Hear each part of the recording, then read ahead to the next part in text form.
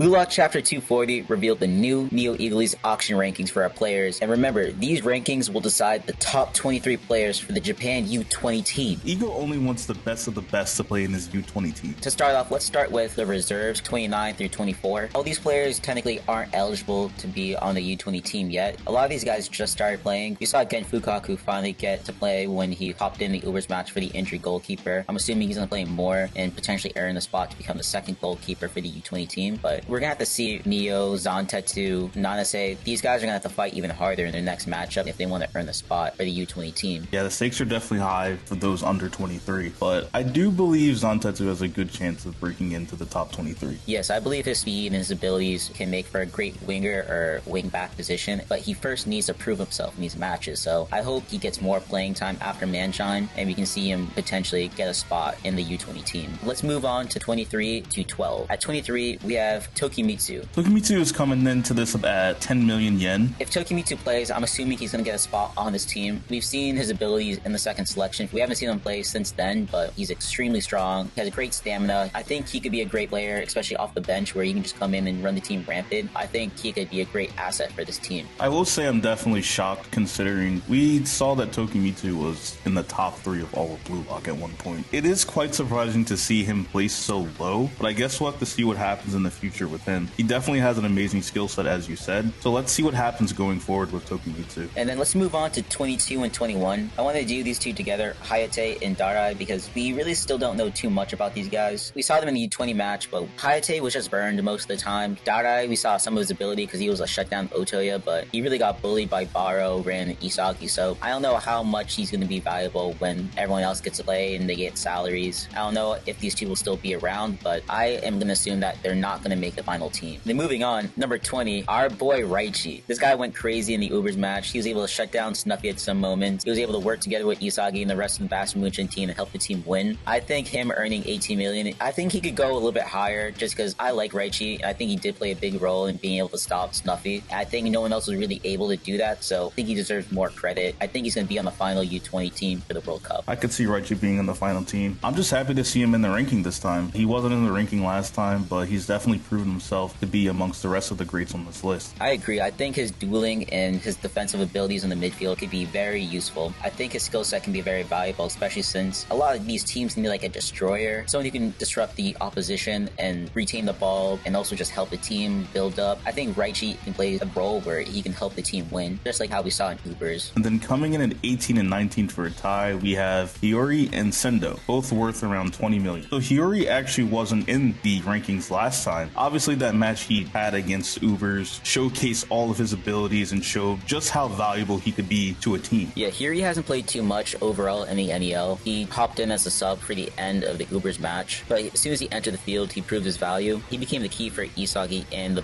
Munchen team, and ultimately if it wasn't for Hiyori, they probably wouldn't have won that game. And since we're talking about Hiyori, let's also go back and talk about Sendo, because Sendo had that crazy save on Hiyori's shot in that match as well. Sendo hasn't really proved himself as a forward too much. I know he's probably linking up the forwards and he's playing the assisting role, but those saves he has in the U20 match and in this match, it's proven his value. I wasn't a big Sendo supporter before this match, but I'm starting to like him. He doesn't score goals at all, but he's been still providing a massive value for the team by making all these super saves. Overall, I'm just happy to see Hiyori being considered now. I think we can expect more out of Hiyori. I really do think he could be a problem later on. I agree. Now that Hiyori's awakened his ego, he's now this demonic, sadistic playmaker. You'll give passes to anyone as long as they are in the position he wants. He's very much like an egotistical playmaker, and I kind of like that. We don't really see a player like that. Closest person to him is like Itoshi Sai. But let's go on to 17, 16, and 15. I wanted to group these guys up because Otoya, Karasu, and Shidou, they were all part of the top 6 before the U20 match, and I'm not gonna lie, I feel like they've been disappointing me since the U20 match ended. Well, with Otoya, we can see his valuation actually did not increase compared to the last ranking. We also did see Karasu went up from 12 to 24 million, and disappointingly, Shidou's only gone up 5 million, which is really surprising from Shidou, and this might have him on Fraud Watch. The biggest disappointment out of these 3 is definitely Shidou. I expected a lot more from him, especially since he scored a goal in the first match against Ubers, and in this Manshine match, he basically disappeared. Rin scored every goal, but the fact he still gained 5 million makes me think he still played in the match. So I'm now wondering, how did he get that 5 million? Was he playing defense? Was he assisting Rin? And now it brings up more questions about Rin versus Shidou, because Shidou's kind of on Fraud Watch right now. He hasn't really been doing much in the NEL so far. I'm expecting a redemption for him against Bastard Munchen, but right now, Shidou is on fraud watch until further notice. Yeah, we'll have to pay very close attention to what happened to Shidou, because it is interesting to see that technically his value did go up, but not that much, so he did play some factor in this match. And going back to that, I'm expecting Karasu, since he plays with Shidou and Rin, I'm expecting him to be Rin's right-hand man now, because overall value, like his double, and since Shidou only got 5 million, I'm expecting him to be Rin's helper, and I'm assuming like maybe Rin's like taking over the PXG team, similar to how Isagi's taking over the Bastard Munchen team. Maybe Rin's pushing out Shidou. I'm expecting Shidou's losing his footing in this team, because right now he's not standing amongst the top of Blue Lock how we all expected him to be. And Ote is just a fraud. Like, as soon as the U20 match came up, I started thinking Ote was a fraud, and he's not proving me wrong yet. He's only assisted Bachira, and he hasn't done anything else. He has to really change himself soon as well if he really wants to prove to me and other readers that he does have value still. And coming in at 14, maintaining his position, is going to be Nico. He's now worth around 30 million yen as opposed to 23.5 million in the first ranking that we saw. If I'm being honest, I think Nico deserves a little bit more. I think he did prove himself in the Ubers match. Some moments he was also matched up against Noah and he didn't panic. He gained metavision. He was able to start learning how to break down the teams, and I think Nico is a great talent and I think he's a great asset to the team. No matter what, I still see him being on the team. I think anyone who gains metavision at this point too is gonna play on the U20 team, but I do think his value should be a little bit higher than 30 million. He should be in like top 10 to be honest. Yeah, I'm gonna agree with you there. I don't know if I completely agree with Nico at that position. I can definitely see his value, and from what we've seen over these past few chapters, he has been getting a lot better. I don't know where the ceiling is yet for this guy, and I still think he has a lot to prove to us. And coming in at number 13 is my guy Gagamaru. He was originally ranked number 10 at 28 million, and now he is ranked number 13 at 32 million. No matter what, this guy's making it. Everyone loves Gagamaru, and he's the only goalkeeper that actually makes saves, so like he has to play. Yeah, I mean at this point you kind of have to have him there, but he is a damn good goalkeeper. I think he deserves a little bit more credit because he's outshining all the other goalkeepers. We're talking about like U20 goalkeepers, people who've been doing it for years, so that should deserve a little bit more recognition. So I think Gagamaru should also be somewhere up in the top 10 to be honest. I'm definitely curious to see what he's able to do this next match and what type of plays he'll be able to stop. And coming in at number 12, we do have Kurina, who is now worth 34 million. Kurina was originally worth 24 million and was at number 13, so he did move up. To be honest, Kurina did get a decent bump up considering he didn't play the full match. He played half the match and got taken out injured, but he still got an assist. He was able to assist Isagi in the first goal. We all know Kurina's abilities as well. He's a great playmaker. He can run around and be the shadow and help anybody link up. I think he's an amazing asset. I think he can step in as the shadow and basically help everyone expand their options and play greater. So I think Kurina's going to stay somewhere between the top 15 and be an amazing asset for the U20 team. But moving on, let's enter the top 11. And at number 11, Ryu with 35 million. Ryu last time was at number 12 with 25 million. We do see that he is being valued and looked at a little bit more. Overall, I'm happy to see where Ryu is. He was also in the top 3 of Blue Lock, so this is kind of where I expect to see some of the top 3 players at.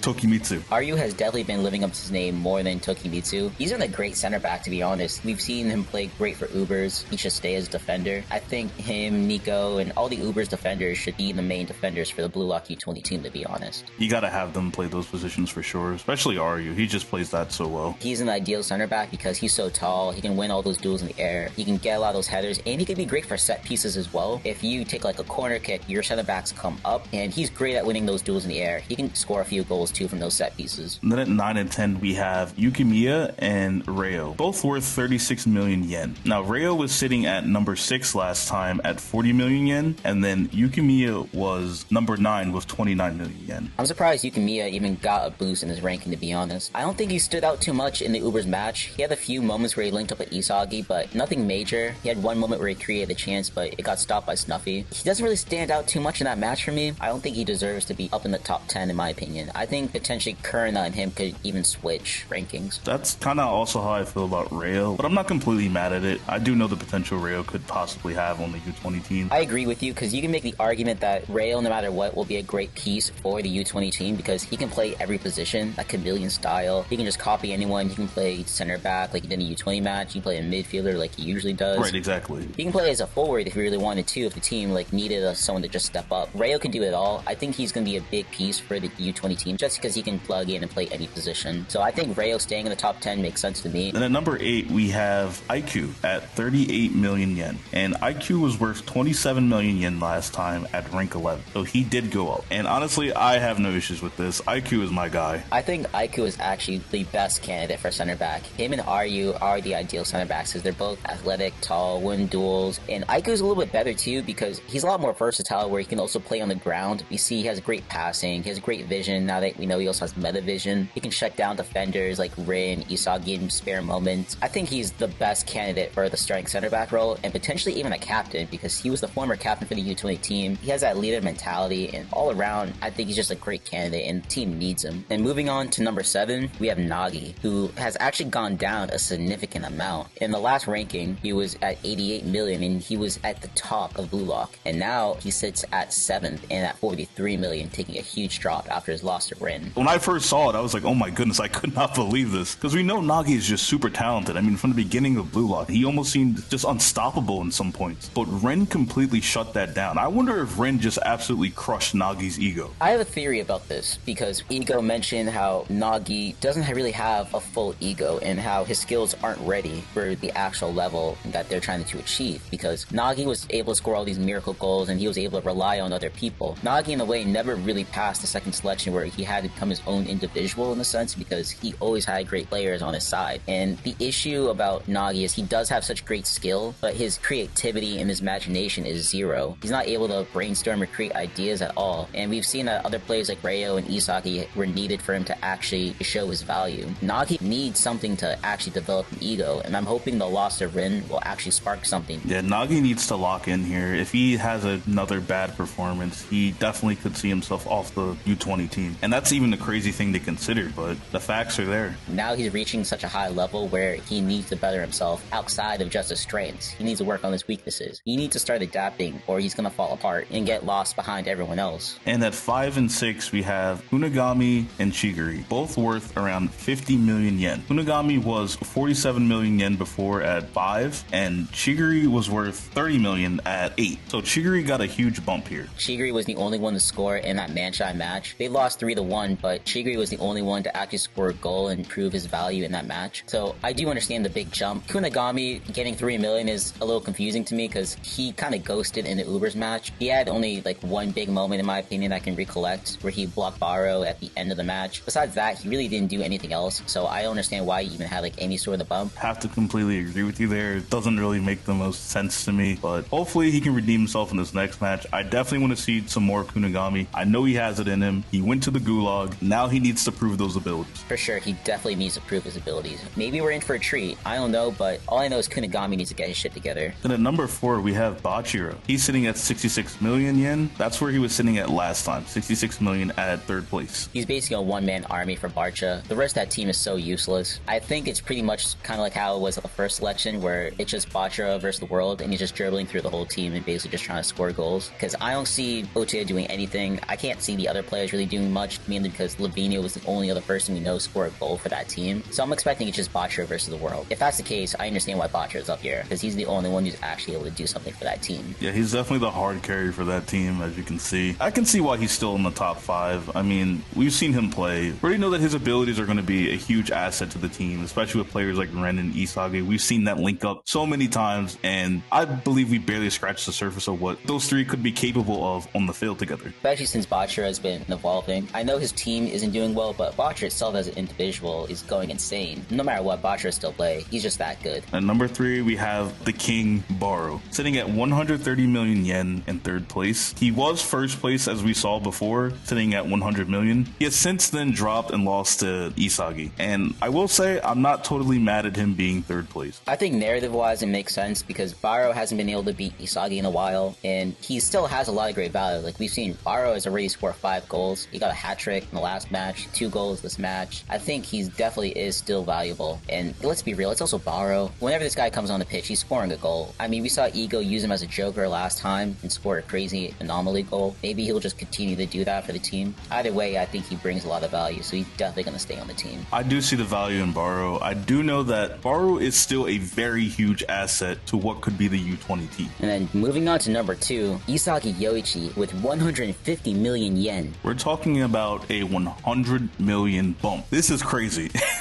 He outshined everyone in the Ubers match, scoring 2 goals, getting an assist, blocking Baro multiple times and shutting him down, being able to become the new king of the Bastion Munchen team. Isagi is evolving, going crazy right now. Yeah, that's hard to deny. I mean, Isagi has just been insanely consistent. In fact, I don't want to use consistent because he's just been consistently getting better.